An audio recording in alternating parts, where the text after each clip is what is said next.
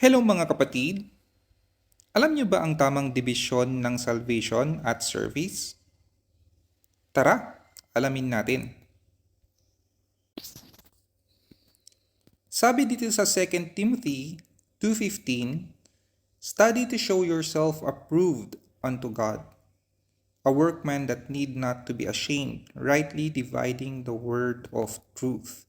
So sabi dito, kailangan daw natin pag-aralan ang word ni God to be approved ni God. Hindi yung mga tao. Pag nag-study tayo, ma-approve tayo ni God. A workman that need not to be ashamed, para hindi tayo mahiya. Rightly dividing, kasi meron yung wrongly dividing eh. So kailangan nating i-rightly divide yung salita ng Diyos.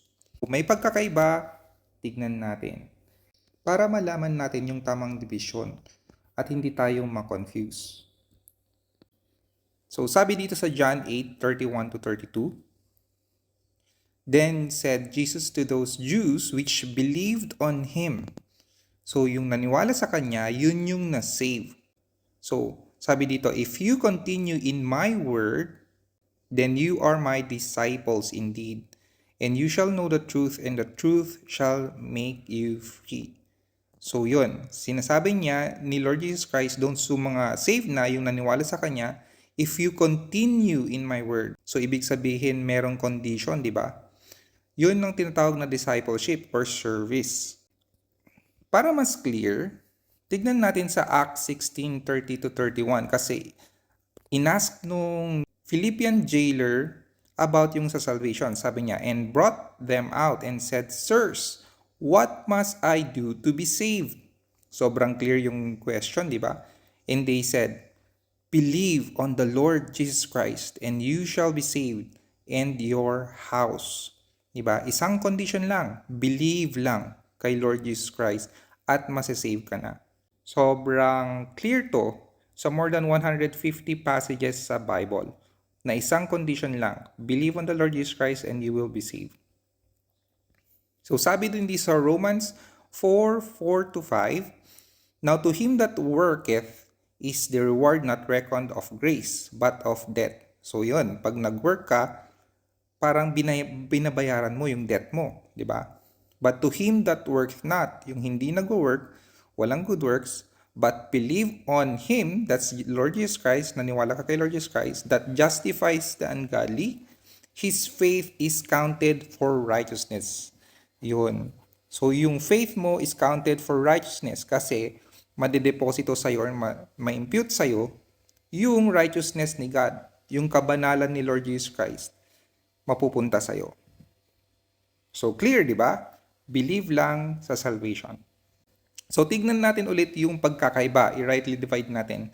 Sabi dito sa Luke 14 verse 26, sabi, "If any man come to me," okay, yung pupunta sa kanya by faith, "and hate not his father and mother and wife and children and brethren and sisters, yea, and his own life also, he cannot be my disciple." Discipleship is a calling for the believers. So, yung mga saved na kinocall ni Lord na maging disciple niya rin.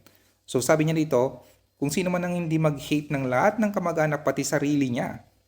Hindi yung hate kasi si God is love, di ba? So, gusto niya magmahalan tayo. Pero sinasabi niya rito yung hate is denying. Okay? Kasi nga parang kung iba ang sinasabi ng ibang tao sa'yo at yung sarili mo, ayon sa salita ng Diyos. Kunwari sabi ng, "Oh, okay lang to. Kupitin mo siya. Magnakaw ka ng konti para mabayaran mo yung kailangan mong bayaran." Tapos sabi naman ni Lord, "Thou shall not steal." So, i-hate mo yung mali, pati yung sarili mo. Hindi tama yun kasi nga hindi sang-ayon sa salita ng Diyos. Yun yun. So, denying oneself sa kayong mga kamag-anak mo. So, alamin din natin kung gaano kadalas ang salvation at yung discipleship. So dito sa John chapter 3 verses 3 and 5, sobrang clear. Okay? Sabi ni Jesus, "Jesus answered and said unto him," kay Nicodemus, "Verily, verily, I say unto thee, except a man be born again, he cannot see the kingdom of God." Born again. So, pangalawang beses kang mabuborn. Okay, you cannot see the kingdom of God. Ilang beses ka maboborn? Isang beses lang, di ba? Now, Jesus answered, "Verily, verily," pag inulit yan, "verily, verily," sobrang importante.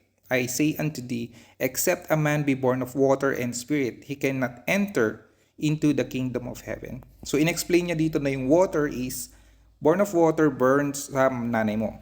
Born of the Spirit, born of the Holy Spirit. So, yun yung born again. Second time na maborn ka.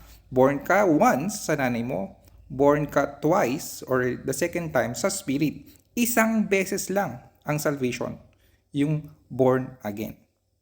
Clear? So, paano kami born again? Yung answer niya is sa John 3:16. "Whosoever believes on Him," kay Lord Jesus Christ, "shall not perish." Yun yung being born again. So, Luke 9:23, sabi naman dito, so gaano kadalas naman yung service natin or pagiging disciple natin? Yung condition niya is, "And He said to them all, if any man will come after me, let him deny himself, take up his cross daily." Di ba? Araw-araw, ganun kadalas ang service at discipleship. "And follow me." So yun, once na save ka, you are called to be a disciple. Para maging disciple ka, you have to follow His word, come after Him, deny yourself daily. Diba? Taking up your cross daily ulit and following Him. Ito na yung rightly dividing natin kasi nakita na natin, di ba? Ang salvation free lang siya. It's a grace. Sabi sa Ephesians 2:8-9 nga, "It is by grace that you've been saved through faith and not from yourself. It is the gift." Gift is free of God. Service, costly. Yung discipleship natin is costly. Salvation is one-time event. Born again, masisilang ka the second time, one-time event lang siya. Nung nanampalataya ka kay Lord Jesus Christ. Service, daily siya. Araw-araw, di ba? So salvation, whoever believes, so isang condition lang, believes in Jesus Christ. So pag binigay mo yung trust mo, yung confidence mo para sa salvation mo kay Lord Jesus Christ, na totoo siya, na Diyos siya, namatay siya para sa'yo, at nag-resurrect siya after 3 days, you are born again. One-time event, naging anak ka niya. Alright? Now, since anak ka niya, He calls you to be a disciple of Him. So, costly yun kasi daily ka magpa-follow sa Kanya. Na i-bear mo yung cross mo, deny mo yung sarili mo, okay? Ibig sabihin, ipa-follow mo si Lord, hindi mo ipa-follow yung gusto mo, at you have to continue in His Word. Kaya nga, di ba? Kailangan natin basahin, pag-aralan yung Word niya. Hindi lang every Sunday, mga kapatid, kundi every day. I hope naintindihan nyo. At kung sakaling nanonood po kayo dito at hindi pa kayo 100% sure na save kayo, inaanyayahan ko po kayo na panoorin tong video ko na ginawa. Ano ang ibig sabihin ng gospel or good news ni Lord Jesus Christ sa Bible? Ayan. Sa muli, God bless po sa ating lahat.